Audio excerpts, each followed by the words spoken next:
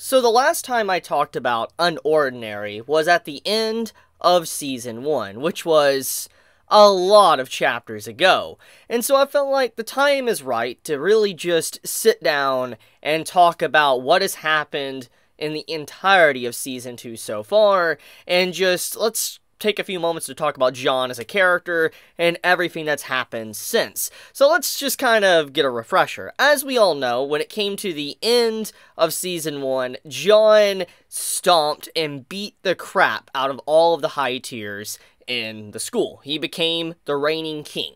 He was the strongest, he was a high ranker, he pretty much owned / controlled the school, which was a huge moment for the story, a big turning point, because John as a character was someone that was continuously, bullied, pushed down in society. Even the high tiers that he beat down at the end, some might say that they might not have deserved that to that level of extreme, but at the same time, it was like John was continuously pushed to the very ground, and because of that, he didn't really have much else. So he took his frustration, his anger out on the opposing side, which led into the events of Season 2.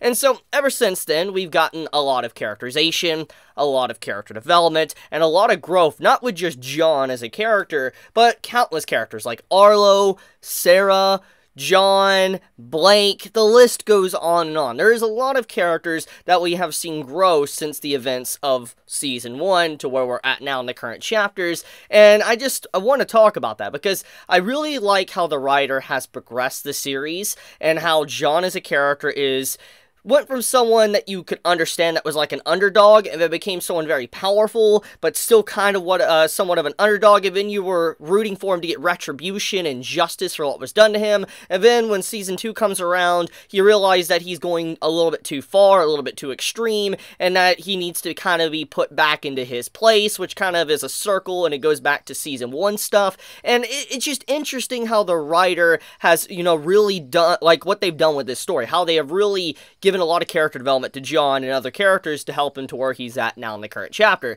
So basically, in the current state of the series, where John is at right now within the story, he actually is working with Blyke, which is a huge shock. And the reason for that is because earlier on in Season 2, you see John just absolutely destroy Blyke. And at this point in time of the story, it wasn't really justified. Like, Blyke wasn't perfect, but at the same time, he was trying to help out John, he was trying to do the right thing, and John just stomps him to the very ground, doesn't listen to anyone that's trying to talk some sense into him, and he just demolishes Blyke, which leads into John eventually having to do some soul searching, because he got pretty much expelled for a while.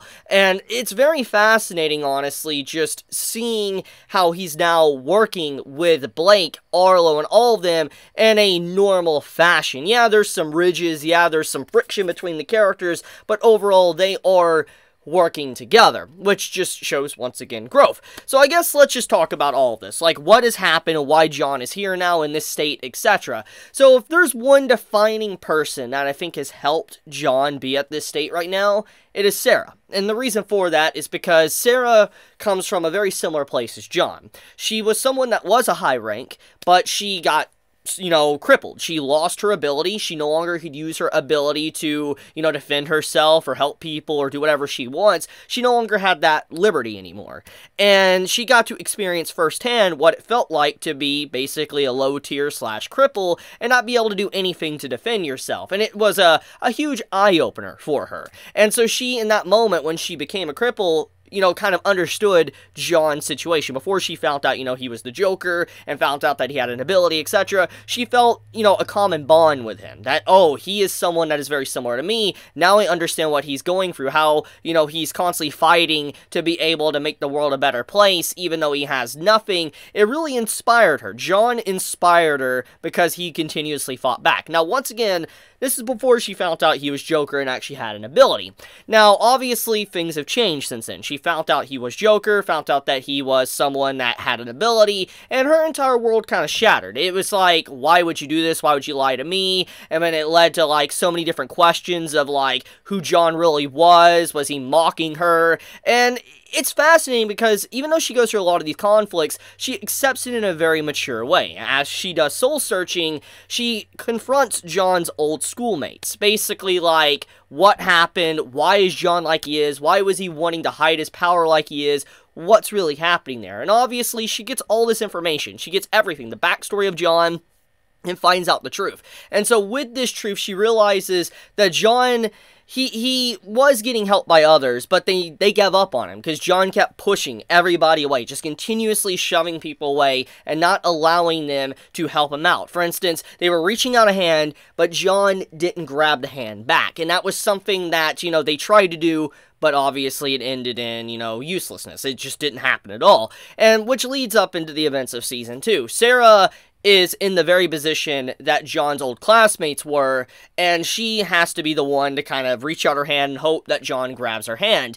And at long last, after kind of fighting, etc., he does reach out a hand, and he gets expelled as well to do some soul searching, which leads him to realize what he's been doing wrong. He confronts his past, he confronts his old schoolmates and what has happened, and it leads to him realizing that, you know, every time that he's in a dispute, every time he's in an argument and he has power, he goes too far, he pushes it too far, he's scared of himself, he's scared of what he can do, and he's scared that, you know, everybody's just gonna hate him regardless. And I really like how human John feels. He's a very good character, and that is why I really have loved unOrdinary. Like, it's one of the big reasons that drew me to even reading the series in the first place. And go back to my, you know, first impressions of the story when I made a while back, and you'll see for myself, or like for yourself, like how much I enjoy John.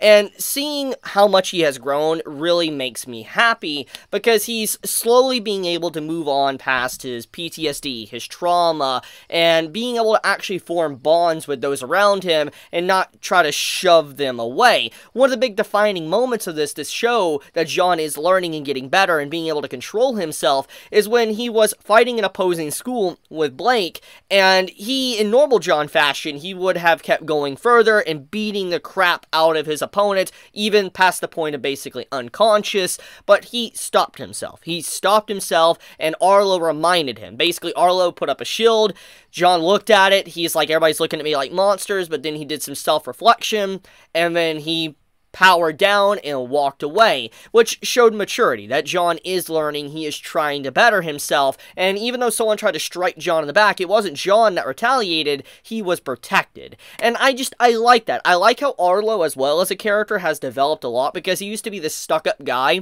at the beginning of the story, and now he's a very likable character. He's someone that is very mature, and I love his development alongside of John throughout Season 1 and Season 2. So that gets us into the main events of the story.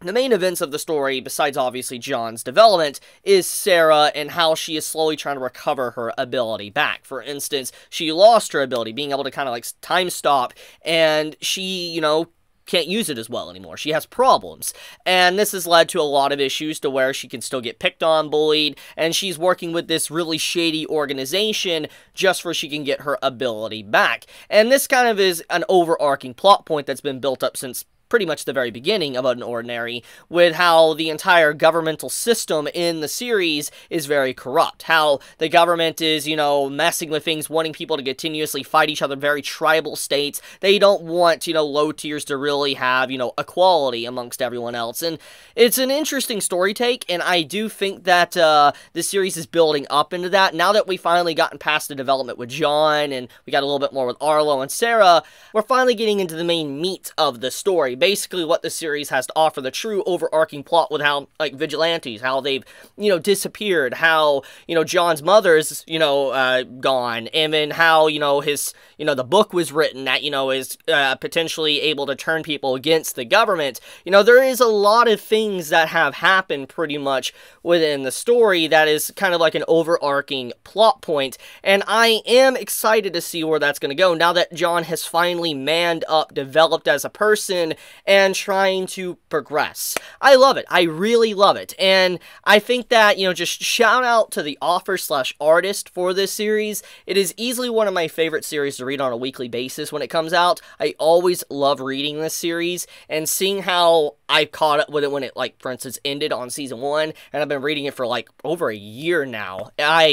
I've had a good time. I really have loved this series, and if you have kind of yet to really start the series and you're watching this video, I truly recommend it. I have a link in the description. You can check it out, click on it, and read it. Start from chapter 1. It's free on WEBTOON, you know, official legal source, so do not worry. But, thank you so much for watching the video. I might make more videos on unOrdinary. I really wanted to talk about John as a character. I don't know how many people will care for, you know, this conversation I just had about the character, but I just think he's fascinating. I really think he's fascinating, and I wanted to kind of get it off my chest when it came to talking with him. But with that, though, guys, thank you so much for watching. If you enjoy my content, you know, please subscribe. It helps me out a lot. Leave a like as well. And with that, guys, be safe, stay healthy. Chibi out.